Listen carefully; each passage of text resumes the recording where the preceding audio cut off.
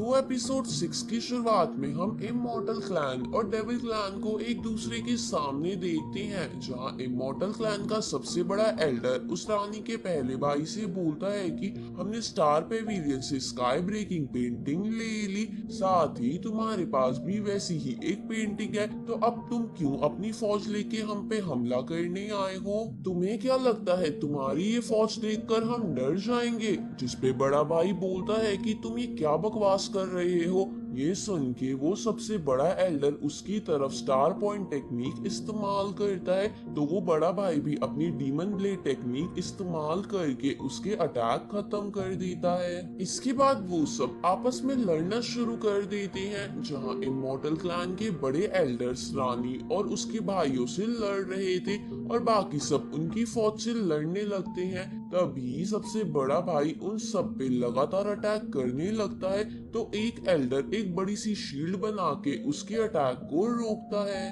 अब demon clan immortal clan पर थोड़ा भारी पड़ रहा था, तो इसे देखकर सबसे बड़ा एल्डर रानी के बड़े भाई को बोलता है कि अगर ये सब ऐसे ही चलता रहा तो हमारे कई सारे लोग मर जाएंगे। जिस पे वो बड़ा भाई कहता है कि ये डीमन क्लैन के सैनिक है, अगर इनकी किस्मत में मरना ही लिखा है तो भी मुझे कोई फर्क नहीं पड़ता। इसके बाद वो बड़ा भाई उससे बोलता है कि अगर तुम रुकना चाहो तो रुक सकते हो, पर हम नहीं रुकेंगे। जिस पे वो एल्डर कहता है कि हमारे पूर्वजों ने सही कहा था कि तुम डीमंस एक बहुत बड़ा धब्बा हो जो किसी की फिक्र नहीं करते।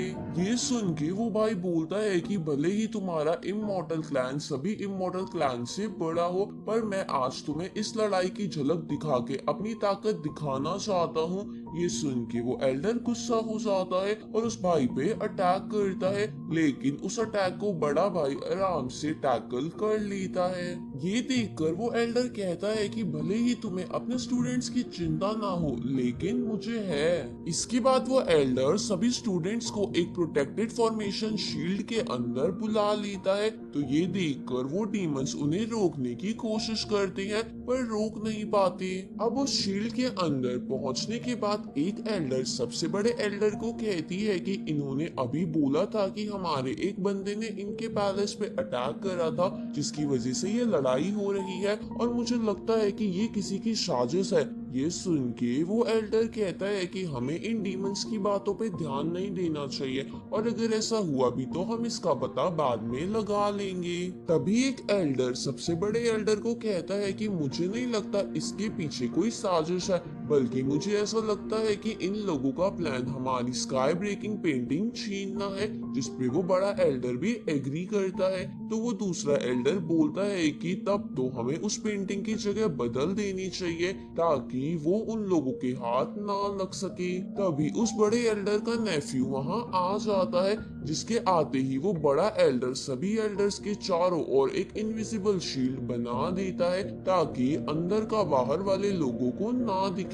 इसके बाद वो सबसे बड़े एल्डर अपने नेफ्यू को वो पेंटिंग दे के बोलता है कि तुम्हें इसे कहीं छुपाना होगा जिसे कोई ढूंढ ना पाए। इधर वो डीमंस उस शील्ड को तोड़ने की कोशिश करते हैं, पर वो ऐसा नहीं कर पाते। इस तरफ हम एलेक्स और बाकी सबको देखते हैं, जहां एलेक्स को जब ये पता चलता है कि उन दोनों क्लैन की लड़ाई रुक गई है, तो वो वापस मिटियोर के रूप में आके आग में घी डालने के लिए अपने साथियों के साथ डीमन क्लैन के उसी महल के पास चला जाता है और वहां जाके कहता है कि तुम लोगों ने मेरे इमॉर्टल क्लैन पर हमला करा, इसलिए मैं तुम्हें पनिश करूंगा। इसके बाद एलेक्स उस महल पे अटैक करने लगता है, तो महल के सिपाही बाहर आ जाते हैं और एलेक्स और बाकी सब की तरफ बढ़ते हैं। जिसके बाद जेक, सेबल, एलेक्स के तीनों गुलाम और एलेक्स का पालतू भी सभी मिलके उस महल के सैनिकों को मारने लगते हैं। ये देखकर एक सैनिक उस सबसे बड़े भाई को बता देता है कि हमारे महल पे उसी पहले वाले लड़के ने हमला करा है। ये जानने के बाद वो बड़ा भाई अपने भाई और बहन को रुकने को बोलकर अकेला ही इस तरफ आने लगता है।